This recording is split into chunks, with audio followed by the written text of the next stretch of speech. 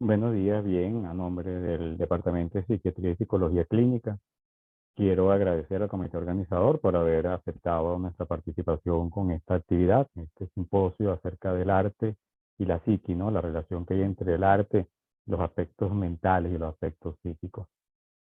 La relación entre enfermedad mental y locura, pues, ha sido establecida desde hace mucho tiempo y es interesante establecer hasta dónde esto es cierto, qué relación de verdad hay, por lo cual es importante este tipo de actividad.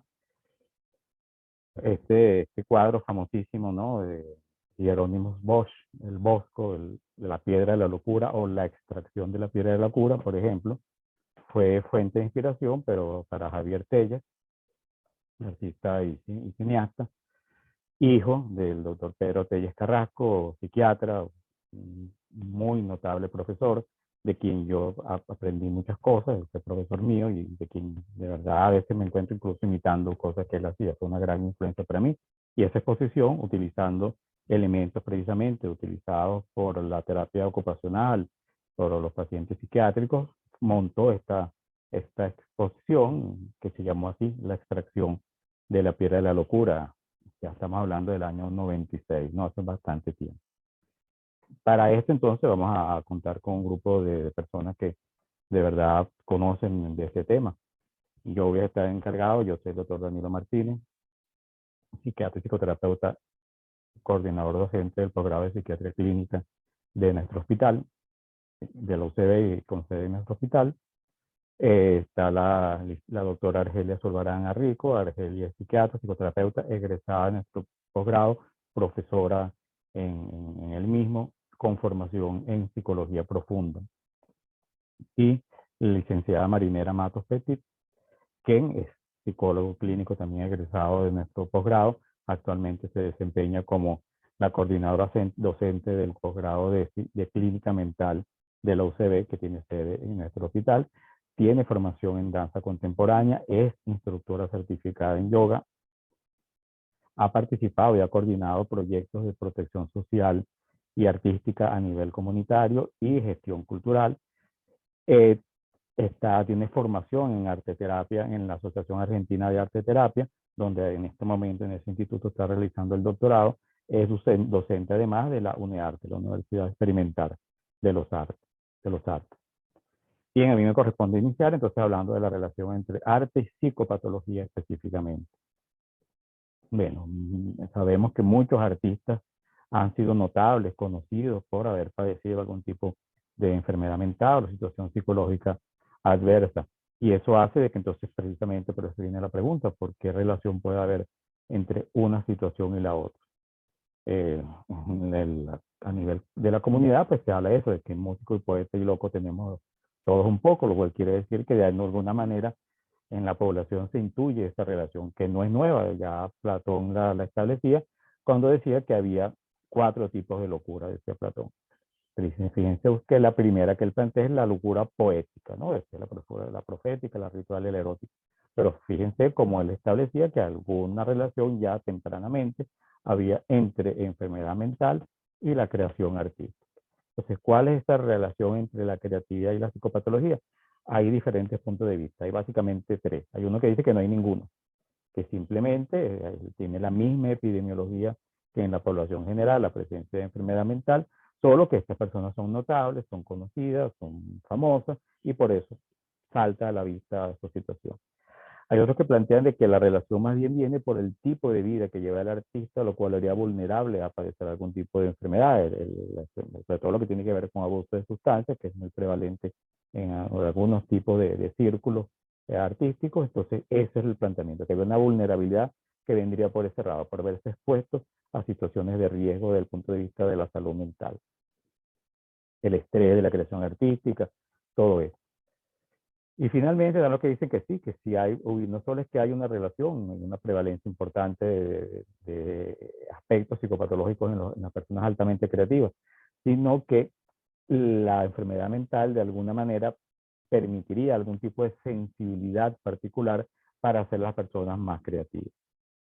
Pero entonces esta relación entre enfermedad mental y arte no es tan sencilla, ¿no? porque se requiere, por supuesto, que el individuo no solamente tenga una vocación artística, que tiene que tener una habilidad importante, tiene que tener una expertise importante. La persona tiene que ser muy capaz, muy bien formada, tener mucha capacitación desde el punto de vista artístico. Incluso teniendo una enfermedad mental que le diera esa aparente facilidad desde el punto de vista perceptivo, desde el punto de vista emotivo a las personas. Entonces se dice que la experticia es importante, que es importante las habilidades de este pensamiento creativo y el planteamiento que tienen ellos de que la teoría de la creatividad identifica 4 factores, que son el proceso, el producto, la persona y el lugar, ¿no? Que tiene que ver con el aprendizaje, las interpretaciones que se tiene de la experiencia, de las acciones, de la capacidad introspectiva, que es muy importante. Parte de la creatividad tiene que ver con la capacitación para la resolución de problemas y las personas pueden ser vocacionalmente creativas o simplemente tener algo que ver con un campo particular. Se han planteado, por lo tanto, fíjense aquí, hay hasta 13 teorías de cómo habría de relacionarse los aspectos psicológicos con las teorías de la creatividad, desde el surgimiento del psicoanálisis y todas las ideas de André Breton con respecto a la expresión del automatismo psíquico, tiene que ver con esto de la mente inconsciente, la que tiene que ver con una estructura innata y personas que nacen con esa capacidad, las personas que aprenden a partir de otras personas, las personas que se preparan, que tienen una formación, las personas que lo hacen por imitación, aquellas personas que tienen una intuición particular, ya claramente las que tienen algún tipo de anomalía desde el punto de vista psicológico, los que presentan algún tipo de restricción en cuanto a la expresión de algunos aspectos emocionales, simplemente lo que tiene que ver con la casualidad, con la serendipia, que aparece de manera azarienta, los análogos mentales, la capacidad heurística de algunas estrategias mentales importantes, esta improvisación, la capacidad de resolución de problemas precisamente, y la complementariedad, como diferentes aspectos pueden colaborar a que surja un elemento de una manera un poco más artística. Entonces, hay algunas personas que han planteado que la ciencia, y por lo tanto las ciencias médicas y las ciencias psicológicas, estarían en confrontación con una forma más libre de ser que se preconiza en la creación artística. Cómo diferentes ramas de la psicología pudieran explicar esto, desde el punto de vista de la psicometría, desde el punto de vista de las pruebas de personalidad, todo eso sería importante. Muchos científicos y muchos científicos de alto nivel han tenido también algo que decir con respecto al desarrollo del arte. Y por supuesto lo que tiene que ver con la experiencia estética, la manera en que nos conectamos con esa experiencia estética. ¿Qué características debería reunir una persona para considerarse creativa? Bueno, primero tiene que tener una gran confianza en sí mismo, tiene que tener mucho valor para enfrentarse al hecho creativo, tiene que ser muy flexible, ese elemento se va a repetir mucho, con igualmente una alta capacidad de asociación de ideas, mucha intuición, mucha imaginación, pero tiene por supuesto que tener una capacidad crítica, tiene que tener una búsqueda intelectual importante, tiene que tener un aspecto gregario también importante de protección y cariño, tiene que ser muy suelto, muy libre, tiene que tener mucha energía para tener mucho entusiasmo, tiene que ser capaz de tener una introspección importante y la tenacidad, ¿no? La tenacidad a la que a pesar del fracaso, a pesar de las dificultades, la persona pueda de alguna manera seguir desarrollando su actividad. Entonces, la creatividad se ha planteado que puede ser un rasgo simplemente, algo que está en toda la vida de la persona o un estado. Simplemente es algo que aparece y desaparece. Esas son las dos posturas que se tienen. O sino que es el resultado del acúmulo, la coincidencia de muchos aspectos que contribuyen a que aparezca el acto artístico creativo. Diferentes autores han definido la creatividad, uno como la expresión de los aspectos perceptivos, los aspectos cognitivos e ideativos, que son distintos a lo que la persona percibe como tal, ¿no?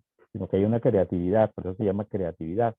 De esta manera el organismo afronta las situaciones particulares, porque la creatividad no solamente tiene que ver con la creatividad artística, que es lo que estamos revisando, sino con la capacidad de resolución de problemas. Entonces, tiene que ver lo uno con lo otro. Y representa la capacidad de cambio ante la relación o la interacción con el medio ambiente. Entonces, desde el punto de vista psicológico, ¿cómo se pudiera comprender la creatividad? Es medible, por eso les hablaba de las pruebas psicológicas, de las mediciones psicológicas, de las pruebas psicológicas. Hay aspectos biológicos y aspectos biológicos son aspectos caracteriales, son heredables. Hay alguna manera de fomentar la mayor creatividad. tiene que ver con esta dicotomía que se ha dado en cuanto a la distribución de las funciones en los hemisferios cerebrales, tiene que ver con una mayor actividad a nivel del cerebro derecho. De manera cuantificable, ¿qué definición, qué descripción se puede tener de la creatividad? Y la relación que vamos a revisar con más detalle con la enfermedad mental. Desde el punto de vista de la psicología, la evaluación psicométrica, la capacidad de evaluar si existe un coeficiente, esto nosotros lo llamamos un coeficiente creativo, si hay personas que puntuarían de manera elevada, y cuáles serían estos rasgos que hay que evaluar para que una persona sea más creativa. Eysenck y otros han planteado la diferencia entre introversión y extroversión desde el punto de vista de los estudios. Primero que hizo Eysenck, se plantea que la persona tenía un gran nivel de introversión y de psicoticismo con relación con lo extrovertido, lo neurótico o lo psicótico desde el punto de vista, como lo plantea Eysenck, y la excentricidad, que es uno de los rasgos que muchas veces se describe en relación a las personas altamente creativas. ¿Dónde tiene su origen la creatividad? Obviamente, se habla de Thomas Edison, esta palabra de esta diferencia entre inspiración y perspiración, ¿no? Lo de la persona que le llega la inspiración de un momento determinado o la persona que alcanza la inspiración luego de todo un proceso de producción, ¿no? Obviamente las dos cosas se dan. Hay momentos en que a la persona le llega el chispazo creativo, hay otros momentos en que la persona debe ir construyendo el momento para que aparezca entonces definitivamente la inspiración. Entonces, lo que se dice que la personalidad creativa permite es una gran flexibilidad, es decir, acceder a diferentes categorías de la realidad y de su mundo interno. Que estas puedan ser además retenidas en el campo de la memoria, que mientras más claves se tengan disponibles, se va a tener acceso a diferentes categorías. La persona debe ser muy abierta a la capacidad de cambio. Las situaciones más específicas conducen a menos creatividad. En cambio, las situaciones más abiertas, más amplias, hacen que la persona sea más creativa. El cambio, precisamente, es una de las cosas que produce mayor creatividad. Por eso, forzar situaciones extrañas, pensar fuera de la caja, como dicen por allí, es lo que ayudaría también a una creatividad mayor. ¿Cuál sería la naturaleza entonces del artista? Si es diferente de las demás personas. Y en este momento, como estamos hablando de psicopatología, hay que recordar que uno de las acepciones que tiene la normalidad y anormalidad es lo que tiene que ver con la curva de Gauss, aquellas personas que se encuentran dentro de un promedio, ya que la creatividad artística no está ampliamente distribuida en la población. Desde este constructo gaussiano, las personas creativas ya por definición serían anormales, entre comillas, porque no comparten con lo que la mayoría de la población tiene, ¿no? Por tanto, si tendrán una inteligencia superior o igual, o no hace falta una inteligencia superior. Esta relación con la enfermedad mental, y ya desde el inicio, como le digo, hablando desde el punto de vista gaussiano, pues ya habría un grado de diferencia y, entre comillas, de anormalidad. Y sí, estas personas creativas comparten algún elemento común desde el punto de vista de la personalidad. Entonces, esta personalidad creativa, este self creativo, es espontáneo, tiene una gran capacidad de procesamiento cognitivo, es capaz de establecer relaciones entre variables que a nosotros o a la persona no creativa le costaría establecer, porque tienen esa capacidad de amplitud y de no flexibilidad, sino que pueden adaptarse a los cambios de manera bastante espontánea. Pero siempre se ha hablado de esto, entre la inspiración y la perspiración, precisamente está esto del estrés, la situación del estado de tensión que produce la producción artística. Y fíjense que la capacidad de producir una actividad artística está de alguna manera estimulada por esta situación de estrés, pero llega un momento, y eso va a ser importante cuando revisemos la relación más directamente con la enfermedad mental, en que más bien va a ser todo lo contrario. Un alto nivel de estrés va a hacer más difícil la productividad artística. Entonces, todos los diferentes mecanismos biológicos que se activan ante la situación de ansiedad hacen que toda la actividad cerebral se dirige precisamente a tratar de resolver el problema. Los aspectos cognitivos, los aspectos motores, todo eso se pone en juego para tratar de resolver la situación estresante, recordando que el estrés simplemente, desde el punto de vista de Hanselia, que acuñó el término, es todo el cambio que rompe el equilibrio homeostático del organismo. Entonces, la respuesta fisiológica, la respuesta sana al estrés, lo que Celia llamaba el eustrés, el estrés bueno, permite afrontar los retos que nos permite recuperar el equilibrio homeostático, nos permite la resolución de problemas y es lo que nos permite la adaptación. Por eso la idea de una vida sin estrés no tiene sentido. La diferencia es cuál es el estrés normal o el estrés patológico. Entonces, cuando estamos muy estresados, si el nivel de estrés es muy elevado, entonces ya las estructuras cerebrales que solían convocarse para tratar de resolver los problemas, corteza prefrontal, por ejemplo, terminan anulándose con altos niveles de estrés. Ahora, cuando esto ocurre, se recurre a patrones instintivos y automatizados. Entonces ahí tendría que ver con estos procesos creativos, como lo intuía Breton del automatismo psíquico. Nuestro self ha evolucionado para evitar que esto pase, ¿no? Que volvamos a los aspectos más primitivos. Por eso algunas personas dicen que más bien debería el proceso creativo permitirse establecer ese lienzo blanco, esa tabula rasa que permita la actividad creativa a nivel cerebral. Pero la creatividad permite afrontamiento. El estrés requiere de afrontar la situación que se despierta. Recuerden que Hansel era un endocrinólogo y que todos los sistemas que están desde el punto de vista neuroendocrinológico relacionados con el estrés se ponen en actividad para tratar de recuperar ese equilibrio homeostático que la situación novedosa o estresante interrumpe. Todas las actividades neuroconductuales pueden ser o inhibidas o facilitadas según estas permitan o no recuperar ese equilibrio homeostático, lo que se llama carga homeostática. Lo más efectivo son los sistemas creativos, es decir, los aspectos cognitivos. En la medida que los mecanismos cognitivos comienzan a imponerse, eso es lo que permite una mayor resolución de problemas. Y eso es lo que comienza a verse en la producción artística. Entonces, uno de los planteamientos, y este es uno de los últimos estudios que salió en septiembre de este año, donde dicen que la infelicidad, fíjense la palabra que utiliza el autor, la infelicidad neurótica es la que más se establece relacionada, por lo menos en la revisión que él hace, con la creatividad. Los estudios anteriores habían establecido mucho no lo neurótico, sino lo psicótico y con lo introvertido, ¿no? Entonces, las personas que son preocupadas, que tienden a preocuparse, como tienen tantos procesos cognitivos, entonces de alguna manera siempre tienen activados los aspectos cognitivos que pudiera ayudarse en una persona con la debida, por lo menos el planteamiento de Perkins, con el debido aprendizaje y la debida capacitación, ser más resolutiva. Los individuos, fíjense, altamente neuróticos, están permanentemente en lo que se llama, desde el punto de vista de la teoría cognitiva, precisamente el automonitoreo de los pensamientos, buscando información. Siempre están buscando información en sí mismo y en el ambiente.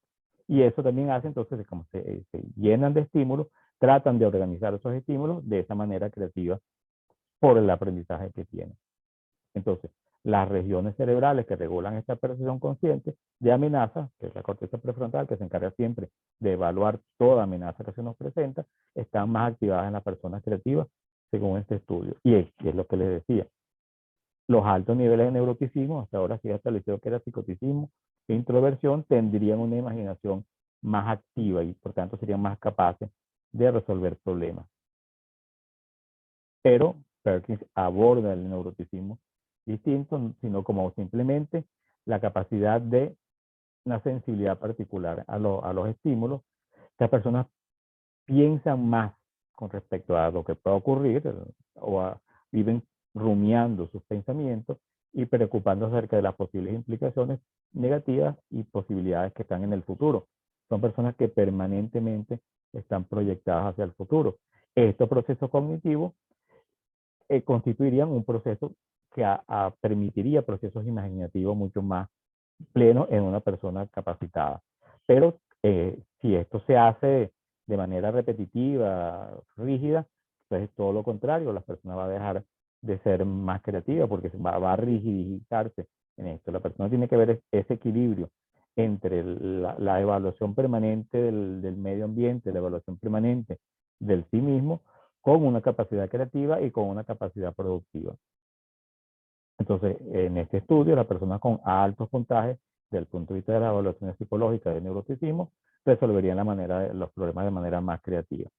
Y esto sería una manera, según el autor, de ver cómo en una mente trastornada algunos aspectos positivos pueden emerger si son debidamente encaminados.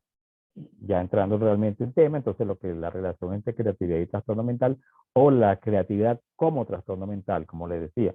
Si vamos estrictamente al aspecto de la campana de Gauss, y aquello que está fuera de la campana de Gauss sería anormal, entonces una persona con alta producción artística, que está más allá de lo que nosotros simples mortales podemos hacer, sería por definición anormal, ¿no? Entonces, por esa manera de percibir, pensar y actuar, estas personas están fuera de la norma, que es la definición más primitiva, más básica de anormalidad. Por eso se piensa que habría esta vinculación entre maneras fuera de la norma de funcionar y enfermedades que están, y situaciones vitales que están fuera de la norma. Los que más se ha hablado son algunos tipos de trastornos de personalidad, sobre todo los trastornos afectivos e incluso la esquizofrenia, en formas leves, por supuesto. Eso lo vamos a ver. Entonces, la relación entre enfermedad mental y locura, la creatividad y locura, está claro que hay ciertos puntos de contacto, tal como lo dicen algunos de los autores que dicen que la enfermedad mental permite cierta sensibilidad particular en las personas creativas, que permitiría esa difusión de las barreras, ¿no? Mientras que, como vimos con la situación de estrés, mientras más graves sean los procesos psicopatológicos, menos probable que la persona tenga una productividad artística. Sobre todo las alteraciones afectivas, los trastornos del humor, depresión, trastorno bipolar, incluso la ciclotimia y la distimia estarían más relacionadas con esta capacidad. Se dice que pasarían por un ciclo, ¿no? Donde durante los episodios de exaltación del humor habría una alta productividad, una gran, alta asociación de ideas y de productividad, y durante la fase depresiva tendría la fase de autocrítica y de reevaluación de la obra, ¿no? Eso es lo que algunos autores han planteado. Y los estudios clásicos de Eysenck, que es el que cita aquí Romero, de altos niveles de psicoticismo, no de neuroticismo, como decía Perkins, es lo que había normalmente correlacionado con altos niveles de creatividad por esa capacidad de introyección, de introspección que tienen estas personas. Por esto, de nuevo, de la curva de Gauss, la excentricidad ha sido uno de los rasgos que más característicos se ha descrito con las personas altamente creativas, pero también tiene que ver con algunas situaciones psicopatológicas, entonces habría también un correlato allí. Igual que lo dice Perkins, la fluidez ideacional, la capacidad de asociación muy rápida, como pasa, por ejemplo, en el paciente bipolar, sería una señal de creatividad. Pero, por supuesto, también correlaciona, como pongo el ejemplo del trastorno bipolar, con estos trastornos en particular. Las personas creativas tendrían un nivel de psicopatología superior al de la población general, que es lo que sostienen algunos autores, y con esta relación entre el cerebro creador, que es muy productivo, y la locura, hasta un equilibrio específico. Esto tendría aplicaciones importantes a nivel sobre todo de las evaluaciones psicológicas. Entonces, el autor dice que a veces es difícil, precisamente por estos aspectos de productividad, de alta sensibilidad, hace que las barreras sean difíciles de establecer entre enfermedad mental y locura.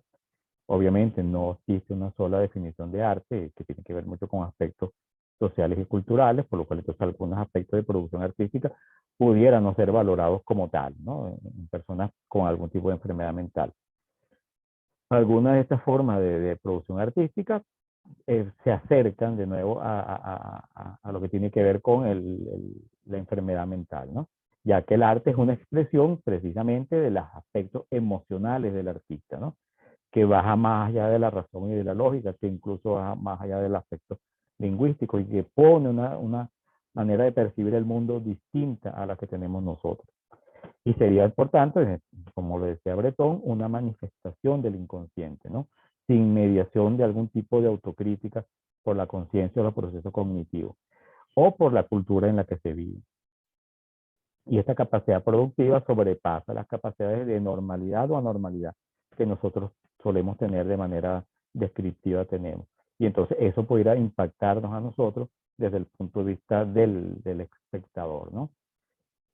Tomando un poco los conceptos de Thomas Szasz del continuo entre enfermedad, entre locura y salud, entre enfermedad mental y salud, ellos plantean que a veces es difícil establecer dónde empieza uno y dónde empieza otro, por eso los psiquiatras tenemos manuales de diagnóstico que establecen cuáles son los puntos de corte, y por eso esos manuales son tan controversiales, porque decir dónde está el punto de corte en cuando una conducta es normal y en qué momento comienza a ser patológica, es difícil de aceptar incluso para uno como clínico.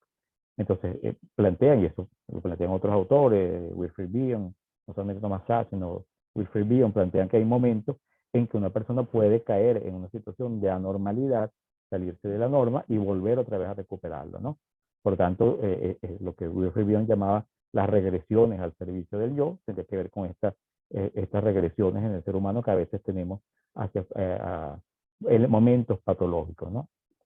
Sin que hubiera una exclusión absoluta en la mayoría de los casos entre patología y lo psicopatológico, donde la normalidad o los rasgos psicopatológicos en el artista no serían algo exclusivo de él, sino que podrían estar presentes en la población general. Solo que el artista tendría una habilidad, tendría unas características distintas a las que tenemos nosotros cuando hacemos estas regresiones, como la decía Bion, al servicio del yo. La diferencia que tiene la persona artista es la capacidad de atención que recibe de esa normalidad particular y cómo adquiere una significación especial dentro del contexto en el que se desarrolla. Entonces, en estos polos que plantea Szasz entre la locura y la normalidad, aparece incluso estos aspectos de introspección que tienen que ver con la alienación. El individuo puede separarse de su grupo social, puede ser separado por su grupo social. Pero, obviamente, hay un punto de corte en que ya las enfermedades mentales graves, importantes, o en crisis importantes, ya sería un obstáculo para el desarrollo del proceso artístico. Nosotros, los que no somos artistas, no estamos, por supuesto, exentos de ir en este vaivén, de tener episodios, ¿no? En que perdamos, nos encontremos sintomáticos de alguna manera. El artista vive en ese medio cultural, vive en un componente distinto donde esas fluctuaciones son a veces menos marcadas o menos evidenciables, porque su medio ambiente de por sí es bastante flexible.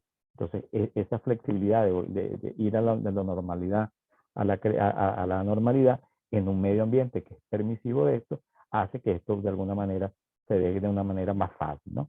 Entonces, el individuo creativo estaría en esa frontera entre lo normal y lo anormal. Y el autor entiende la locura como algo que no está totalmente alienado de la normalidad en esa polaridad que planteó Thomas Szasz. Comprender esta vinculación entre enfermedad la enfermedad mental y creación artística nos permite, por supuesto, diferentes desarrollos desde el punto de vista técnico, desde el punto de vista empírico, ¿no? Esta relación no tiene por qué entenderse como una interpretación descriptiva o que explique que todos los procesos sacan de esa manera. Esta relación entre el artista o el creador y la locura está presente en nosotros, como hemos hablado, de los dichos hasta el propio Platón, y que no pueden estudiarse de manera aparte y no estar exento de evidenciar la influencia que pueda haber del uno por el otro. Estas realidades y observaciones serán resultado de planteamientos conceptuales, serían realmente prejuicios previos, ¿no? Y no de derivaciones. Y investigando esta vinculación entre creatividad y locura, va a hacer que de alguna manera sigamos en este mundo de investigación en esto. Bueno, entonces me permito terminar con esta frase de Stefan Zweig, el premio Nobel de Literatura, que decía esto, que crear es una lucha continua entre la conciencia y la inconsciencia, donde estos dos elementos sin estos dos elementos no puede realizarse el acto artístico.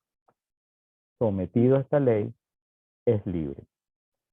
Y en relación a esto, simplemente les presento esto. Estos son bosquejos de la 10ª sinfonía de Beethoven. Beethoven dejó 250 más o menos compases de su 10ª sinfonía escritos, que hace unas semanas fue estrenada la 10ª sinfonía de Beethoven, no hecha, como lo decía Stefan Zweig, por esa lucha entre lo consciente y lo inconsciente, sino terminado por una inteligencia artificial.